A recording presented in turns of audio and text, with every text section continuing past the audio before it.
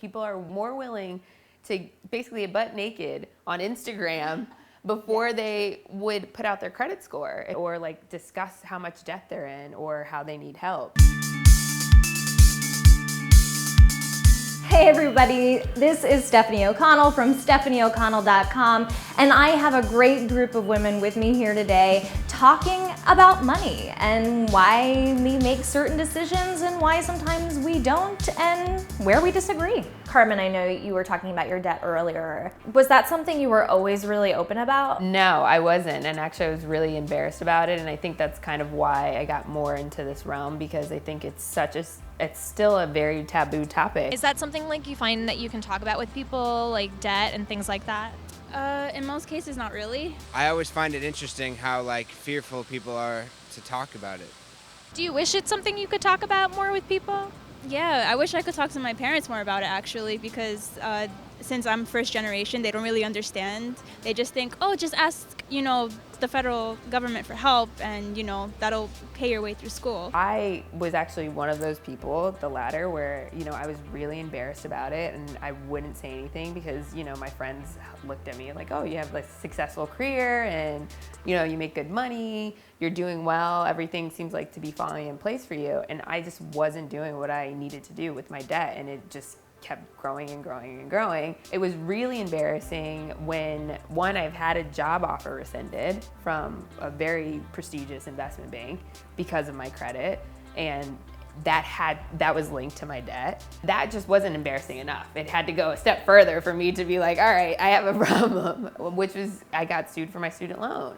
And that in itself was so paralyzing, and I felt like there's so much stigma around it that I couldn't talk to anyone when it happened. I felt the lowest of the low when that had actually happened because I didn't have the money to even pay for it. I was 100% embarrassed for the longest time to discuss debt, what I was doing with my money, and actually what I wasn't doing with my money. I feel like it's kind of a messed up system Because some people just don't understand and they think, oh, well, you're doing it because you feel like it's going to benefit you, but at the same time you're kind of forced to get that help. I feel like you need to take out so much money to go to school, and then you finally get a job and it's like, oh, I can't live because I have to pay back all these loans.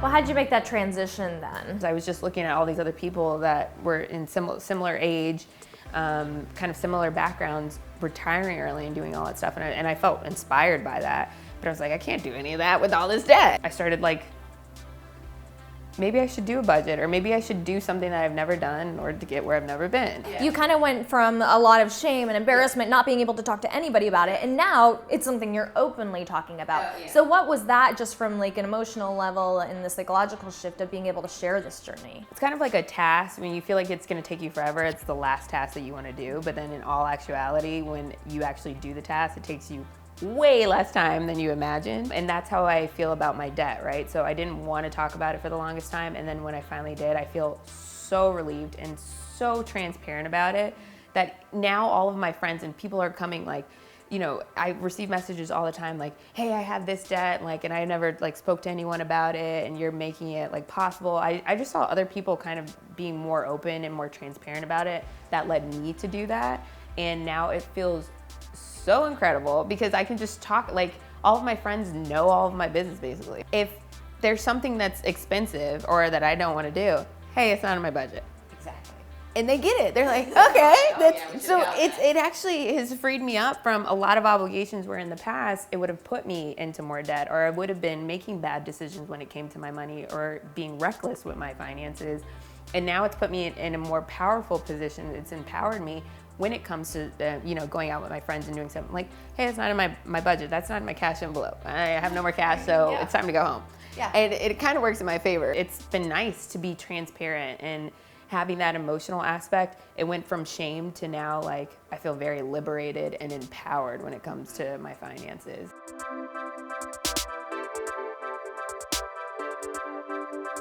I racked up credit card bill from a trip to Hawaii. It's real, and I feel like most people deal with it, and it's something we have to accept.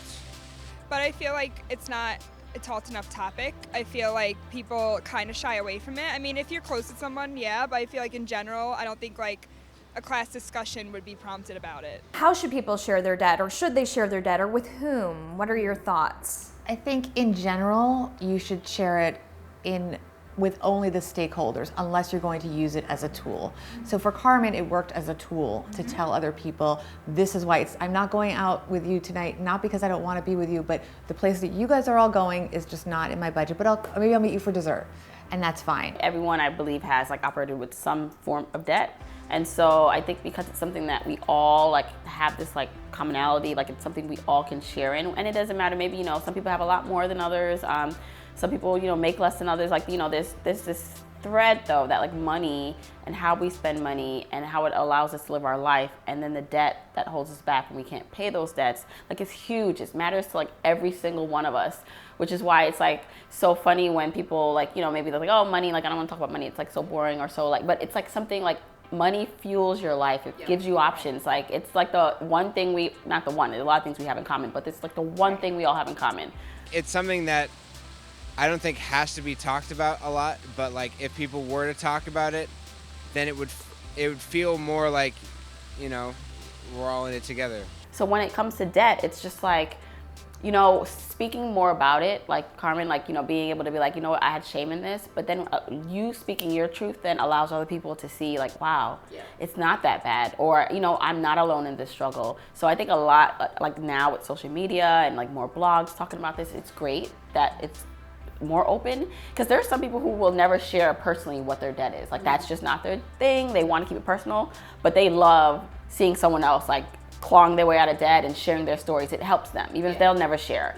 And so I do believe that for the people who are open to it, like they should share, because it does help bring other people out of the darkness and, you know, make them feel like they're supported, and it helps. Remember the fact that you have the student debt because it gave you an education. Yeah. And so it did accomplish something for you. I have debt because I have a home. You have other debt perhaps for other things that accomplish goals for you. Right. Well, and I so think, remember what that debt allowed you to do. Right. And I think some of the shame around that though is some people who have taken on that debt don't feel like it has been an worth investment worth their while. Right. Like they have this like degree they can't do anything in, or it was a mistake, or they never finished. And so there is some like another level of course. Or why did I do that? Or but like that was a mistake for kind good of thing. reason. Yeah. But I'll add two things to that, because I think like all of this is wonderful, especially a conversation regarding debt. So I think one, when you share with people, you do have to be selective. If you aren't open to like blasting it to the world, I think you do have to be very selective in who you share that with, because then that might compound the shame that you already have with things, depending on how people make their assumptions once you disclose that to them, right? So it's like, oh, you're terrible with money. You know, there are some like money high horse people, you know, so it's just like, oh, you're not doing what you need to do, and it's meanwhile, you know, but meanwhile they're the ones pushing you to go out. Yeah, right. Place, right? Yeah. So I think you have to be very selective. It's kind of like when you share dreams with people, you know, that quote is like, you can't share with small-minded people because, you know, they might crush them, whatever. So I think similar to that regards when it comes to sharing debt. The second thing is the assumptions that people make around people that do have debt.